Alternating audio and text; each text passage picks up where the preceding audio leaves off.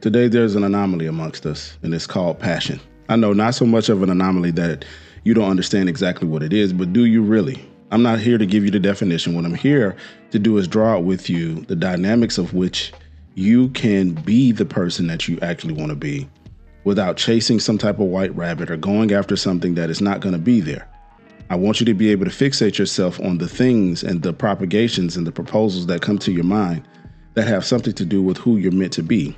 I know many of us, or most of us, can go out here and say that we are pursuing our passions, but are we really? Do we understand what it is to go through depression in pursuing passions? Do you understand that when hard times do come, your passion is something that does not die? Do you understand that the fire that you hold within yourself is something that cannot be doused out by the outside environment? Anything else that pulses at you or pushes at you or pulls at you is not something that you can control. The only thing you have is self-control. I know that for a fact because biblically it does say that no matter what, no matter who, one of the fruits of the Spirit is self-control, love, and peace. Those things can be controlled within oneself. You don't have to necessarily depend on anything for that. You can have hell and bombs going off around you and still have peace. So I'm asking you, are you a person who is pursuing your passion? Are you a person that's pursuing something where you know for a fact it just feels like you just can't get there, or you feel that you can't necessarily benefit or give anybody anything because your passion is leading you to a place of desolate islands, a place where nobody knows what you're going through, a place that you feel alone, a place that you feel like nobody understands what you're going through? I know that to be true because I too have been there. I too am there at times, and I too have to grow out of that. So much to the point where I have to grow to understand that not everything that's surrounding me is going to be beneficial to me or is going to help me to grow to where I actually want to be in this life.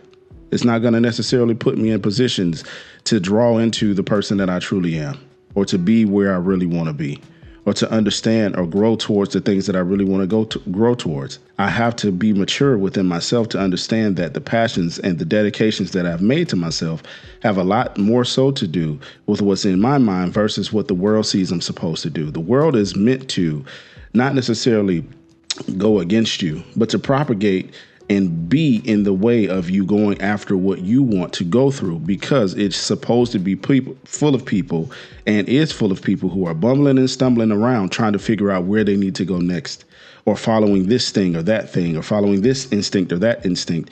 And so it takes a person to have to grow within the confidence of what they're meant to do in order to get to where they know where they need to be. And that means even taking smaller steps at times. Sometimes you're going to take medium steps. Sometimes you're going to take larger steps. But the fact is you have to take the steps. Now, the message coming from me may not be perfect, or it may not be perfectly drawn out, because this is not scripted. This is coming straight from the top of the dome, and it's coming from a place of passion. It's coming from a place that it is a real space. So I can't speak to you on something that I have not faced, and I definitely can't speak on anything that I have not heard, seen, or done myself. Now, I find it very, very odd that there's a lot of people out there who have these goals and have these dreams, but don't have it tied to anything. So I wonder, do you have your passions tied to anything? Are you the type of person that's just going out there living willy-nilly, or are you going after what it is that you're truly meant to do? Because I promise you this one thing, that there's things that you are meant to do, and there's things that are meant to take you away from what you're meant to do in the same essence of you chasing said passion or of you chasing said goals. Now, I'll give you a personal story. So as I go throughout this life, my life was hell-bent on me playing football from the early years of my youth up until the factors of me becoming a quote-unquote adult, right? I guess they say in America, an adult is 21 years old or 18 years old, depending on the household you grew up in.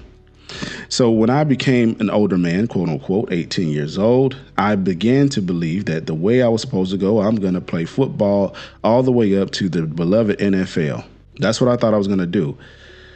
So many things happened.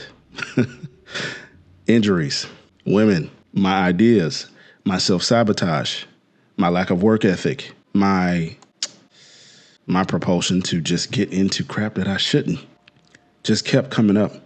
But did I quit on my goal? No. Did I pursue what I really wanted to? Yes. Did I continue on the path even though I was limping? Yeah. But as I look back at that, hindsight being 2020, I realized there's one thing I could have done. I could have forsaken all things that was not that of which I really wanted and gave 100% over to it, because then that would have led to self-respect. Because when I look back, I left some meat on the bone. And I believe that there's a lot of people out there right now who are leaving meat on the bone when it comes down to the things that they're pursuing in this life. There's people out there right now who are looking at the things that they really, really and truly want to do. And they're leaving meat on the bone because they're afraid to attack and chase after that which is their passion. I don't know all the time exactly what that would look like, but I do know now in my life, I've grown to pick up a camera. I've grown to understand lighting. I've grown to try to understand the necessities of filmmaking because I grew a passion for it. I grew a love for it, not just for the attention, so much so to the point where when I began to make short films and begin to do things outside of the norm of what I used to do, there were people around me looking at me like, when you start doing all of that? Well, there was a short film that I was in college. And at that moment, I played a pastor, go figure. And at that moment, I recognized that this is what I have a passion for. But at the same time, I'm also working out like a madman in order to try to make it to said NFL. But in that moment, I realized this is what I do have a passion for as well. I like this. I like doing this. This is fun. And when I got to that place of wanting to pursue or go after, I began to kind of talk down on myself because I realized that who am I? Just the same. People would look at me funny. Why you got that camera? What you doing? Because Milton has always been known as a football player. I haven't been known as somebody to want to pick up a camera or want to do anything dealing with Hollywood except for watch a movie or two. I haven't been known to be a photographer or want to take photos, but I have been known to go to museums in my quiet time. I have also been known to like the opera, the ballet, the arts, period. But it's not something that I let speak out loud.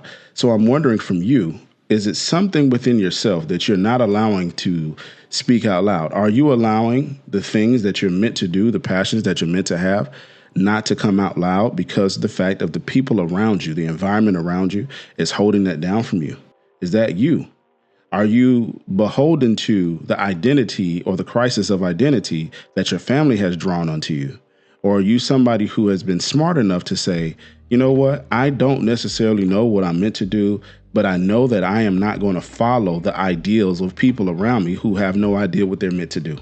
Are you the type of person that's willing to put it on the line and do what it is that you came to do, regardless of the fact? Are you that type of person? Because if you're not, that's okay. But if you want to be that person, I don't want you to follow me and do it. I want you to really dig deep and listen to that little voice that's within you. Listen to that little voice within you and say, okay, let's go, let's do this. Now, the way that you know you're aligned to the right thing is smoothness. When I talk about smoothness, I'm not talking about the factor of everything going smooth. What I mean is when you know you're doing on the right path, inside of you, it feels that you're going down the right path. There's nothing that comes about that is not normal, such as doubt, fear. Those things are normalcies to come about because normalcy is when you feel doubt, when you feel fear, it's almost like your body's trying to get you not to do anything that it's not comfortable with, that you have not set it up for. But your spirit is like, go, go, go, go, because your spirit knows on the other side of that fear, on the other side of that need to stay, on the other side of that need to feel that you don't need to go over there, is where your freedom is and is where that chasing of said passion is. Now, if your motives behind said passion are only to get some type of notoriety or fame, then I'm not going to say that it's not a passion. I'm going to say, let's realign ourselves to do what we actually want to do and chase after what it is that we really want to chase after versus going after things that lead us to believing that we are deserving of something just because of the fact that we're in it and we're finally doing what we wanted to do and we're chasing after these passions that we have. You don't deserve anything except for what you put into. Now, if you only get to a point where you feel as if I've put into, and I'm not getting what I deserve, how do you know the level of the deservability of what you deserve? How do you know that?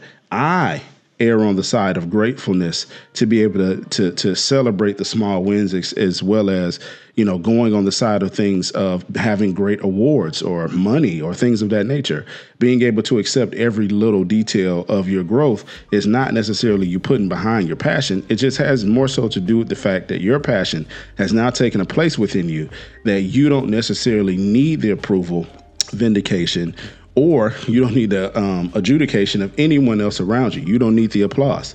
All you need is to know within yourself that you're on the right path, because your life is that. It is a journey. It's not a standstill. Sometimes you do have to stand still, but it is not a standstill where you look around and things are happening to you and for you. It is something that you go towards and something that you vow for in order to be the best, in order to do the best, in order to receive the best from yourself. That smoothness, knowing that this is the place I'm supposed to be, even when all hell is breaking loose. That is when you know that your passion is there, and that is when you know you are correct in the place of where you're supposed to be. So I ask you all, if you can do anything in this life, what is it that you want to do? And just like Alan Watts said, if there's anything you could do in this life where money is not an issue, what would it be? What exactly would it be? Because I promise you this, the money, the fame, the notoriety, those things die because people move. Again, people stumbling and bumbling through. You cannot, and will not grow into a place where you have figured out how to have every single thing aligned for you and you be happy and things going your way and this and the world and roses and whatever else is positive coming out from it. If you don't go through the negatives, how can you appreciate said positives if you don't understand the negatives are also there? So I beseech you all that you chase your passions, your dreams. And if you don't know what they are, which is the ultimate question, I say, be a radical. Be a radical. Stand by yourself. Close your eyes. Get quiet. If you believe in God like I do, you ask God, God, what is the destiny that you have for me? What's the thing I'm supposed to be doing right now? And what is the ultimate thing that you wanted me to do on this earth?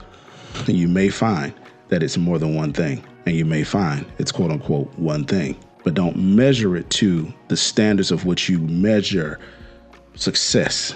Measure it to something you're meant to do, and whatever it is that comes from you. Whatever it is that comes from you is something that's necessary and needed. You can't be led wrong if you listen to that. And then when you finish listening, get up and go about your business and do that. And I'll continue to do that too. Much love to y'all, my friends.